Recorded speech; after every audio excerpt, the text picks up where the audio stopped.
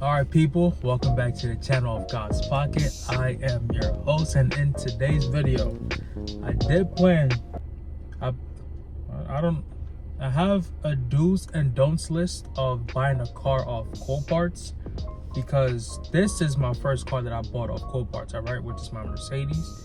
And here are the things that I would do and I would not do if I were to go get another vehicle, which I do plan to buy another one off Coparts, but I'll be more vigilant, more aware of what I'm doing and stuff like that. So I hope this video also helps you with some insight when purchasing a vehicle off Coparts. Don't mind my hair, I look crazy, I just took them out. I'm getting it done soon, but without further ado, let's get straight into it. But before, I know y'all beautiful sinners and not read y'all Bibles, so here is the verse of the day. Now that you have read it, let's get into it. All right, so I will start with, let's go backwards. All right, I will start with cons, the don'ts, which is at the bottom. I have like 5 of them.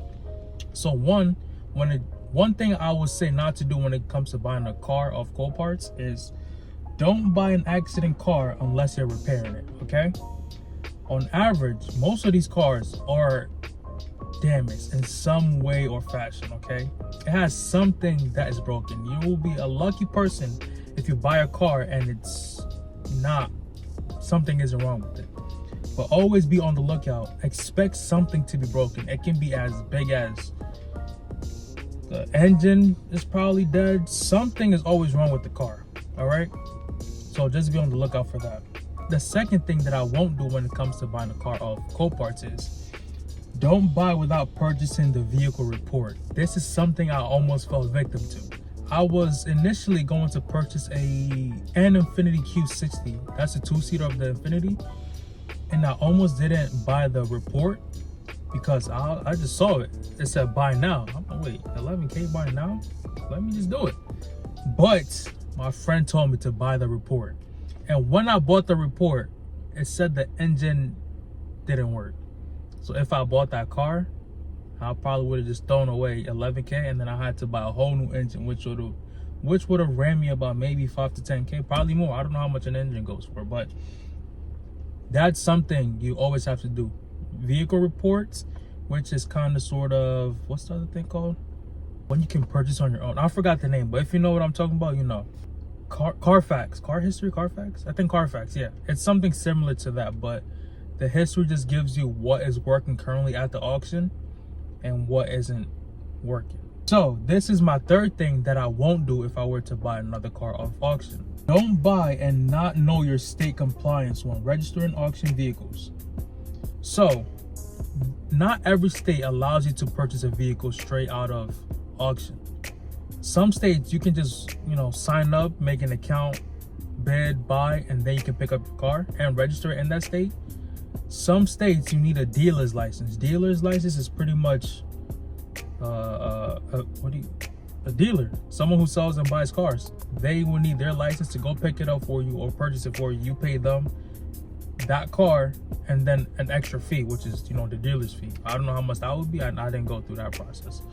So that's up to you. If you have a cool person or someone that has a dealer's license, I think some mechanics might have that. So if you're cool with your mechanic and you need a dealer's license to go pick up a car from auction in your state, talk to your mechanic or someone who has that license, and agree to a price and something and have them purchase it for you.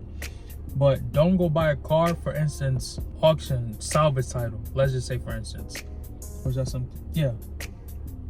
Okay, I'll just keep that for another one. So just know your state when registering it in your state as well. Whatever the vehicle is, all of that. Just be aware of your state rules. Here's my fourth thing that I won't do if I were to buy a car off auction. Don't buy high-end cars if you're not ready to make high insurance payments or maintenance fees, okay? Most of the times, you will see a lot of fancy cars on there, all right? But when you purchase it and you own it, those maintenance fees and insurance fees, at a young age at least, they add up, okay? And if you're paying rent and any other bills, just be mindful that you're probably paying minimum of $300 to $500, maybe more a month on insurance on high-end cars. And the maintenance fees aren't that cheap, all right? An oil change on most of these German cars are 150 minimum, 200, maybe more if you're doing more to the car, if something else is wrong with it. So just be mindful of that as well. But if you got it, go purchase it. So now here is the fun part, or the, I don't want to say fun, but I think the pros. Here are my 5 pros, all right? So if I were to purchase a vehicle off Coparts, this is one thing that I would do. I would buy a car that has a buy now option. I would not bid. So if I see a car that I like and it has an outright price of, let's just say 5K, I like the car, I like everything about it, and it has buy now, I am buying the car right out. I'm not waiting for it to go live on a bid to start bidding on it. I'll just buy right out. It makes sense, right? My second thing that I would do if I were to buy a car off Coparts is I would buy a car with a clean title.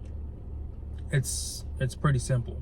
But for those that don't understand between clean, rebuild, salvage, clean title means your car hasn't been in any accidents, or it has been but it just wasn't reported. So 9 times out of 10, a clean title means you have a clean car. Your car is pretty clean. Now that doesn't mean something isn't wrong with it, but your car has a clean history. That's pretty much a clean title. A salvage title is your car has been in some type of accident, has a history of something happening to it.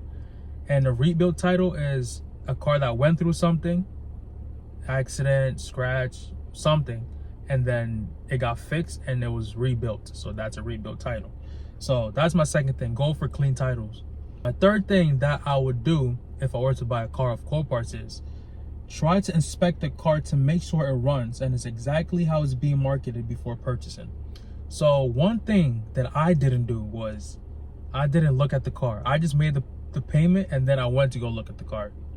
Try to look at the car first, start it, turn it, inspect it, make sure everything looks up to par. If you have to bring your, I think, ECU or ECM, so whatever, to check the engine, OBD scanner, OBD2, whatever that thing is called.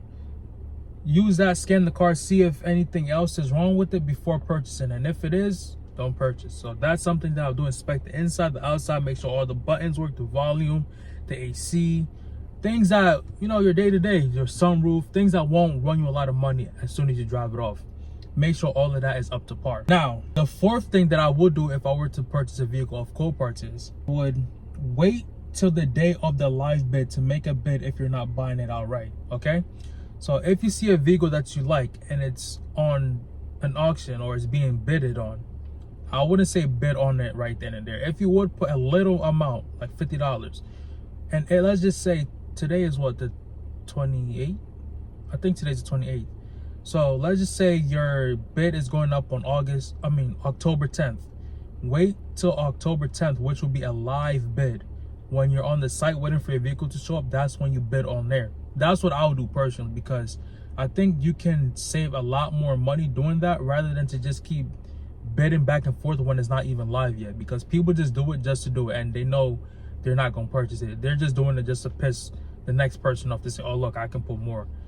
And if you do that, let's say you piss someone off, you put money on there and you win and you don't purchase it, you get fined. There's a penalty fee for that. So be mindful of that too. So here is my fifth and last thing that I would do if I were to purchase a car off Coparts. Make sure you have a dealer's license if your state requires it, or look for a state that doesn't require a license to purchase a vehicle. What does that mean? I think I already said it in my cons, but most states you need a dealer's license.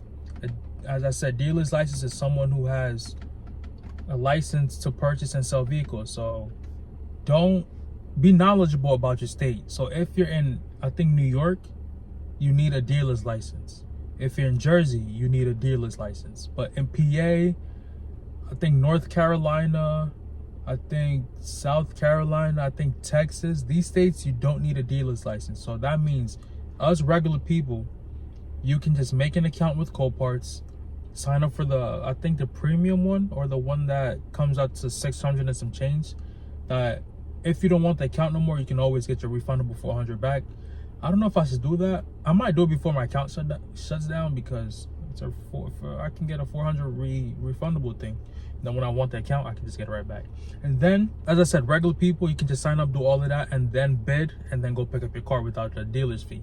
But if you live in a state that requires it, you gotta find a dealer's fee somehow, dealer's license. But if you're in, let's say, NYC, NYC, Jersey, Connecticut, cities or states around a state that doesn't require it, go get the car at the state that doesn't require it, and then schedule a delivery for your vehicle. So with that being said, I'll catch y'all. All right, so with that being said, that's it for the video. I hope y'all enjoyed it. If y'all have any more other questions, put them down in the comment section below and I'll get back to y'all.